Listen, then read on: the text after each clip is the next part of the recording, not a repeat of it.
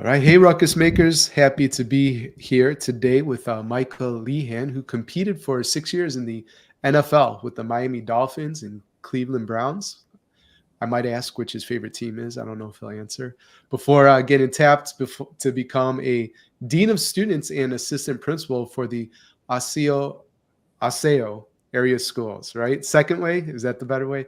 And then Principal of Osseo Senior High School, which he guided to its first ranking as one of the best high schools in the nation by U.S. News and World Report in February of 2022. He was named as IMG Academy's head of school, where he oversees, organizes, and grows the world renowned school's academic programs while assisting with various aspects of its athletic program. Michael, welcome to the show. Thank you so much. Honored to share space with you today. Yeah. Did I mess up? Is it Osseo or Osseo? I got it. Osseo, you did Okay, well. Osseo. Osseo. All right, I did all right. I know I nailed your last name. And I won't ask you about Dolphins or Browns, but I will ask you about being an athlete. That's an interesting part of your story, right? And I know it's a passion of yours too. And I can only imagine, like, well, let me just ask you, what's it like in terms of how folks that find themselves scholars, athletes, identity, how they reconcile all of that? Yeah, so I think that oftentimes, and I think that sometimes that scholar athletes are subjected to societal norms, right? You can't be Mm, both. You either have to be one or the other. And oftentimes, as a young person, you might be celebrated more, depending on where you grow up, depending on what your orientation is. You might very well say that, wow, you know what, because my orientation as far as where I grew up, there's more athletes here, or because of my identity as potentially a young black male, I'm a basketball player. I can't possibly be a scholar, right? So there's these mental models that we begin to have to kind of reel back and begin to unpack a little bit, and then bring forth this new identity that, wow, these two things can coexist at the same time. And really, that's our work here at IMG Academies, to think about this totality of one being as being an athlete and being a scholar, which I would then inverse to say a scholar athlete, to say that that's who you are. And yeah. that we need to be able to lean in and be audacious and be unapologetic in the fact that we can be great and succeed at two different things. And sometimes I think the identity of um, athletes are stolen. And there's huge press that will say, "Oh my goodness, this person is a scholar, or has a 4.0, or going on to medical school, or whatever the case might be," Hmm. because the mental model will suggest that you can't possibly excel in academics, but also excel at sport. So it's really reframing and reconditioning minds. Right. When did you figure that out for yourself? You know, Interestingly enough, it was when I had to sit and take the ACT. I Hmm. had a lot going on when I was in my K-12 years, and it came a time where I had to get a 26 or higher in order to be eligible to play, because my grade point average in high school was not great. Again, just based on some of those other pieces. And Yeah. many individuals are having conversations with me and say, "Hey, Michael, you know what? You're probably going to have to go to the JUCO. You're probably not going to be eligible to go and play at Division I school because your grades and your scoring, depending on what it is, you won't be eligible." So automatically, people just discredited what inherent potentially brilliance I had at that time. So I went ahead and scored higher than a 26 on the ACT, and I was then eligible to play. So what that told me is that there was some untapped rigor that nobody kind of allowed me to access during my K-12 experience. And then with that momentum from passing the test, from gaining access to college, I wanted to lean into that a little bit more and make sure that I always was the person telling my own story, that the mental Hmm. models or the biases that people carried were not going to limit what my opportunities were. So I think that was my coming of age from a scholarly perspective. Right. That's awesome. So it sounds like you really, you took ownership yourself, and saw in, I don't want to put words in your mouth, but in your K-12 experience, like it wasn't necessarily those adults saying you could do it or that they even had the expectation. for you to achieve at a high level academically. Is that correct? Absolutely. Hmm. Absolutely. Yeah.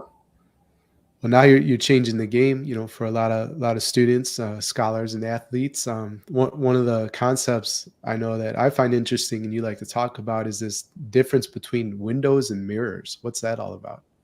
Yeah, so I think honestly, our last conversation was a really nice segue into this notion of windows and mirrors. I oftentimes we know and we understand what our environment is, right? We're products of our own environment, and as we think about a mirror, a mirror is simply just that. Like, where are the opportunities that I see a reflection of myself? If I can, we believe what we see oftentimes, and not to get too biblical, but that dates back into the Bible, right? Doubting Thomas, if you will. So Hmm.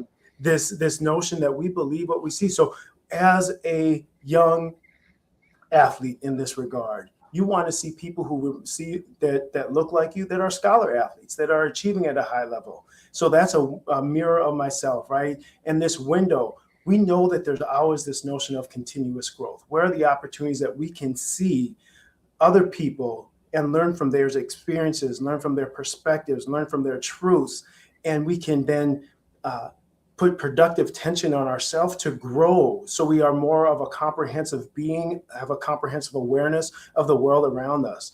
One thing that's beautiful here about IMG Academy is that we are truly a global educational entity. We have scholars from Mhm. across the world. So as you think about the richness of dialogue um, inside of a classroom, and what can come up from various perspectives and various truths and various lived experiences and various identities, what is the richness that happens? And then as educators, how do we facilitate that? And truly this notion of, as educators, we want to put a reflection of our students inside the curriculum, and they want to Mhm. give them opportunities to expand beyond what their lived experience is. And that global perspective is gold, right? And often we think where we grew up or our lived experience, that's the way and the best way of doing things. But the gift of travel for me has opened my eyes, like, oh wow, there's a lot of ways we could approach this challenge. And maybe yeah, my fixed mindset or how I grew up, like, that's not the only way, nor is it often the best way. So to bring global people together at IMG, or how we serve school leaders in the mastermind, is a huge positive. So let's talk about IMG. You have these scholar athletes there, and they're not just athletes. So how do you develop that whole person? Yeah, so we've got one of the things that I celebrate the most is really our athletic and personal development. We call it APD here. And it's Mm. cognitive coaching, it's mental coaching, it's resilience, it's endurance. Honestly, what life is and what sport is cognitive endurance. That's the essence of truly what it is. And so to the extent in which we can provide students with the opportunity to develop positive self-talk, to Mm. um, create conditions in which they fail safely, right? We all need to be able to interact and welcome and hug and embrace adversity. And we also know that adversity looks and sounds different to many different people. So that's our APD staff do a tremendous job from a mental conditioning standpoint. We also want to make sure, because we have that great product from APD, we want to go to IMG Academy Plus, which now all of a sudden from across around the world from an app, you can learn and train with some of the best minds in the business to think about, how do I refine my game? But not only it transcends sport, and it's more about what are the life skills that I'm learning from this. And then more so here on campus, obviously we have sport and we have school. From a curriculum standpoint, we want to make sure that we have the elements of health education, the elements of financial literacy, the name, image, and likeness, kind of all these pieces Hmm. that our young folks have to interact, media training as well, that they have to interact with. So it's really a one-stop shop to make sure that, who are you as a person? How do you interact with the world? And what are the capacity, or what elements of yourself might we be able to partner and co-create and build, so that on a daily basis, your best version of self is demonstrated. So that media training, like, you're exposing to these scholar athletes to the limelight that they'll be in. Am I hearing you correctly? And, is there also some financial training too? Because those are the stories that break my heart, right? That guy that goes out there, does so well uh, from a competitive, perspective, and financially has been rewarded for that, and then loses it all, right? So maybe that's a part of the curriculum too. That's exactly it. That's when we're building that out. As we think about the name, image, and likeness, we're seeing more and more Yeah. students have significant dollar amounts thrown at them at a very, very Hmm. young age. Thinking back about when I was in college, I was awarded the state, so I had the Pell Grant. That was $3,500. Ooh, you couldn't tell me nothing with any of that $3,500. But nowadays, it's much different. It's much Yeah. different, and how can we develop the financial literacy in a meaningful way where students can hold on to that over time and really monetize themselves responsibly, and that's the Hmm. key word, because there is elements over time in sport that young people are exploited by their name, image, and likeness. So then, Sure. how are we learning to develop their skills so they can monetize themselves appropriately, and then once they do, manage it appropriately to that's going to scale over time so that they are comfortable, have a meaningful living going forward. Right. So a minute ago, you were talking about an idea, like you called it cognitive endurance. And Yeah. I could tell a story about what I think that means. And you gave some examples too. But can you define that a little bit too? Because for the ruckus maker who's going to watch this or listen to it, I want them, and they have these scholar athletes on campus too. So I want to bridge some gaps that might be there for them. And yeah, can you define that for us first? Sure. As I think about cognitive endurance, I really just think about the duration of time that you're able to maintain optimal Mm, focus on task, optimal focus in relationships, optimal focus in goal orientation. right. And there's so many distractions. Often there's a lot of books that talk about static, right? What is the level of static that one has in their life? What are some opportunities to reduce that static? What is necessary static and what is unnecessary static? Knowing those people who can sing the song of your heart and those of whom that don't and don't have your interest in mind.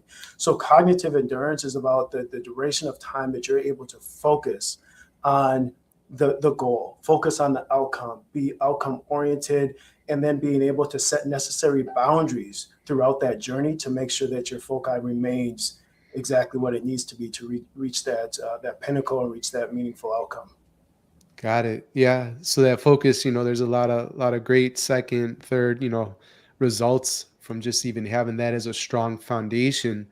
And I know you have cognitive coaches. I want to dig into that in a second. But what is something that you teach these scholar athletes in terms of developing this cognitive endurance and ability to focus on what is most important to them?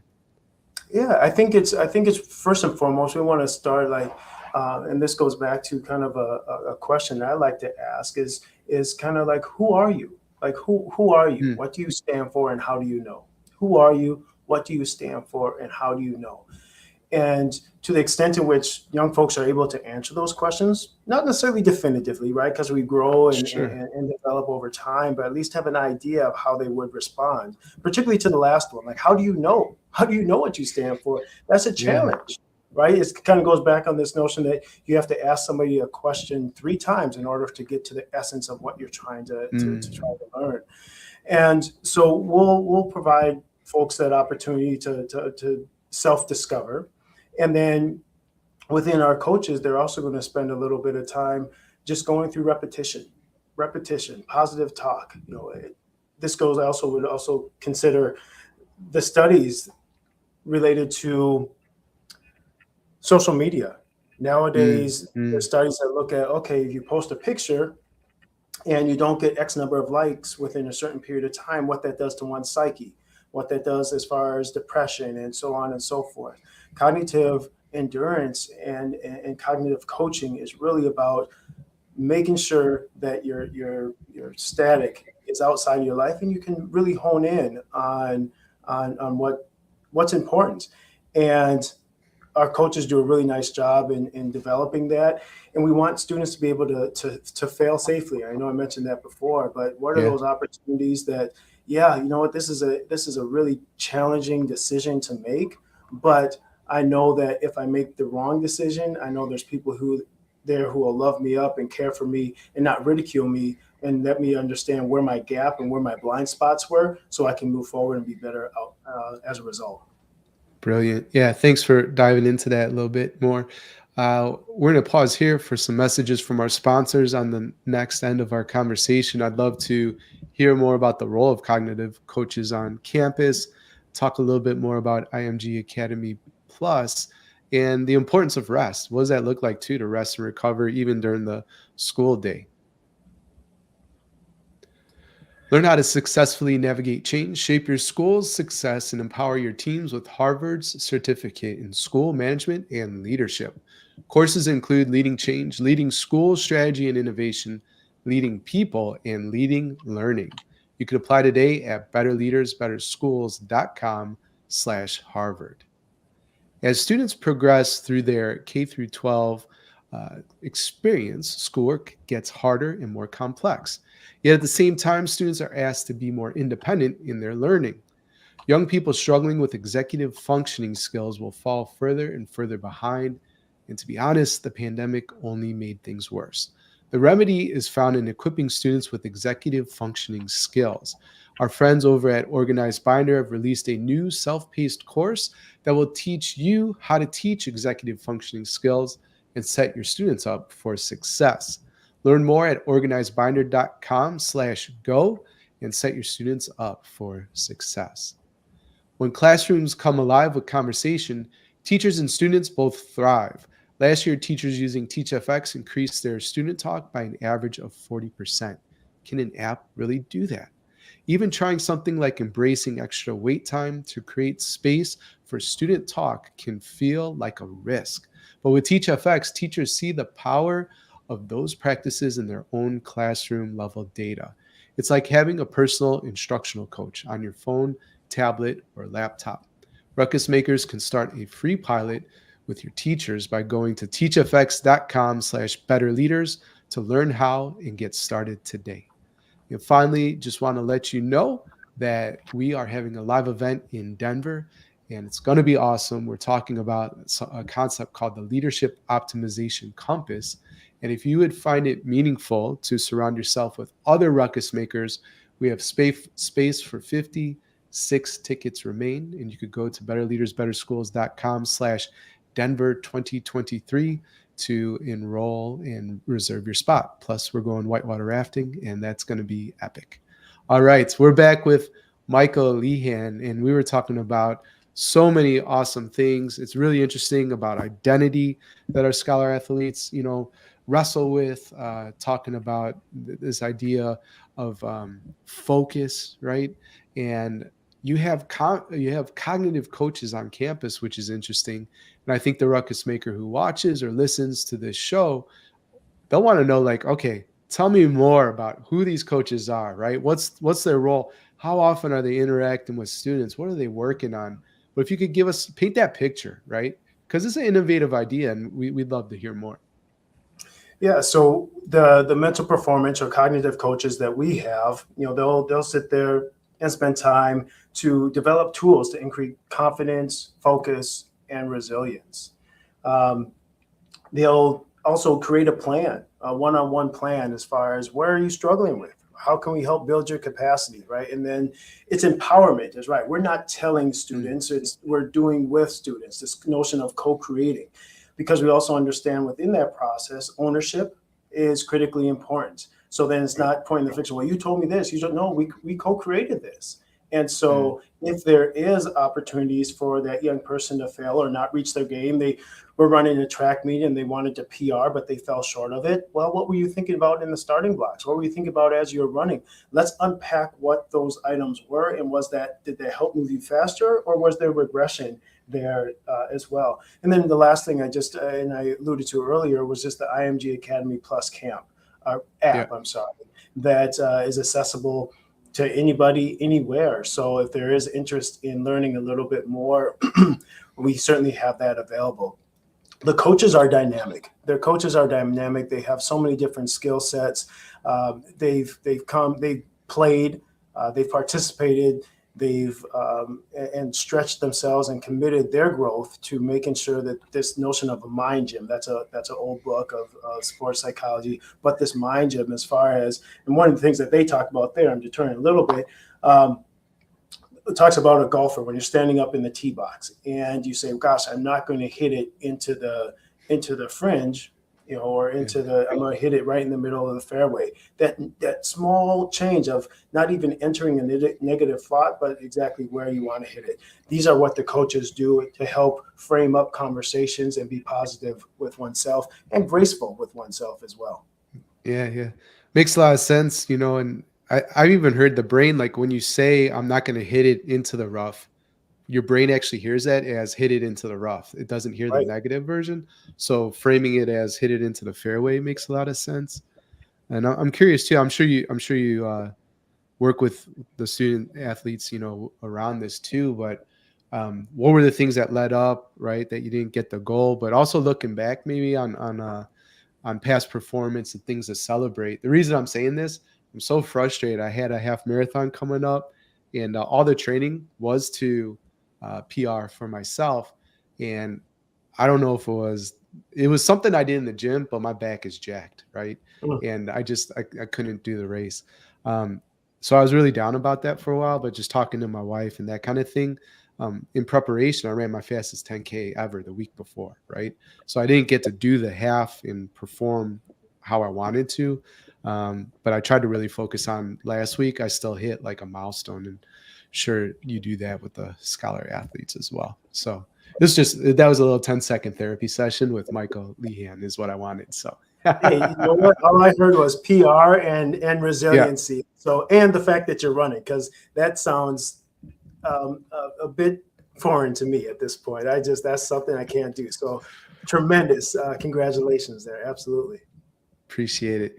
Hey, you've mentioned IMG Academy Plus a number of times, but I'm sure ruckus makers or maybe even a student that's listening wants to know more. So where do people go to check that out? Because in fill in the gaps, but what I heard is like folks can actually access these amazing people that you have on campus and get some of these tools and resources for themselves anywhere, anytime. Yeah, so you can just go to imgacademy.com, and then you can toggle down to plus, and it's IMG Academy Plus Coaching.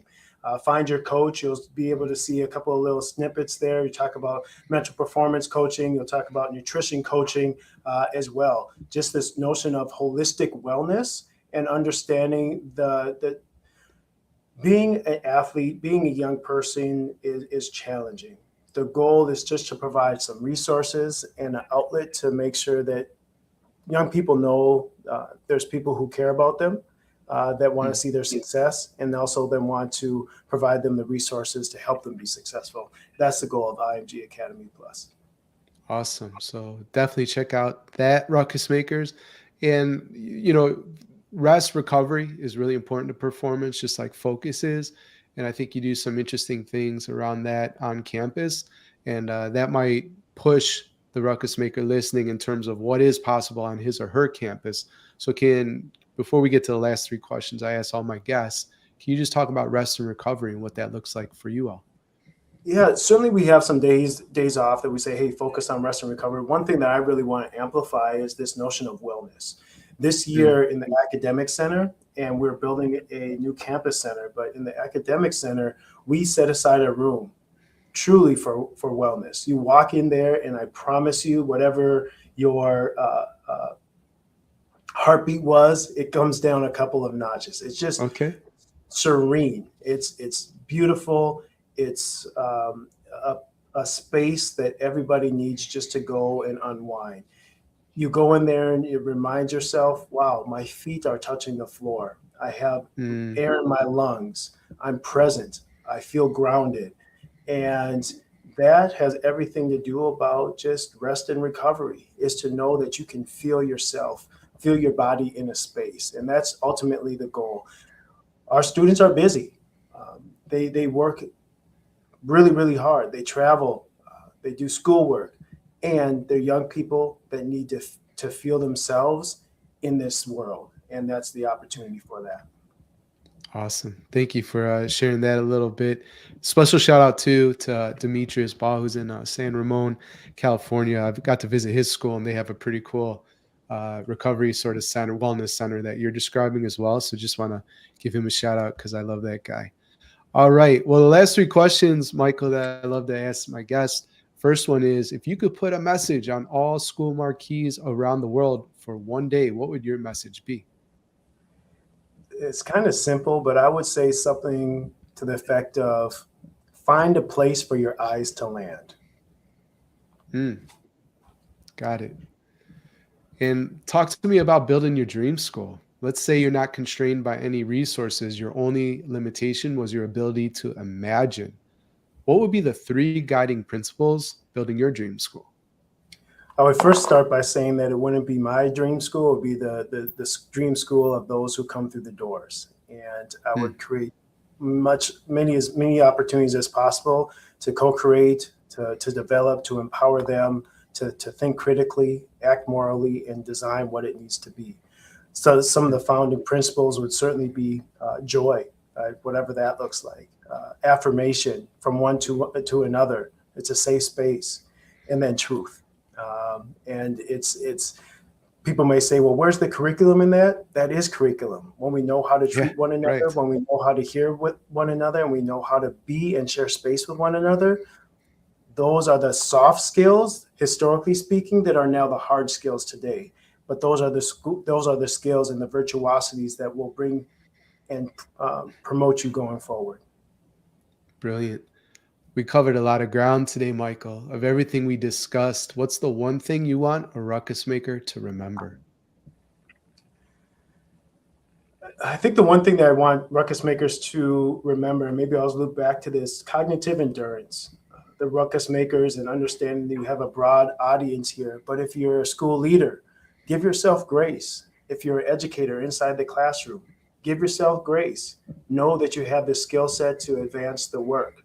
And if you're a parent or a young person listening, you're doing right. You're doing well. We affirm you in this moment. And one of the things that over COVID, you talked about just kind of empathy fatigue. People experience empathy fatigue sometimes. And what I would offer is that's really cognitive endurance. Are we making the right decision? How do we know? Are we doing harm? And I believe, and this is an indigenous epistemology, that the brilliance and the answers are already within. We just need to be proximal to help that come alive within ourselves and then share outwardly. So I encourage people to continue to press forward, to take the time, the wellness breaks that they need, because we have the answers, we're acting morally, and we can do well together.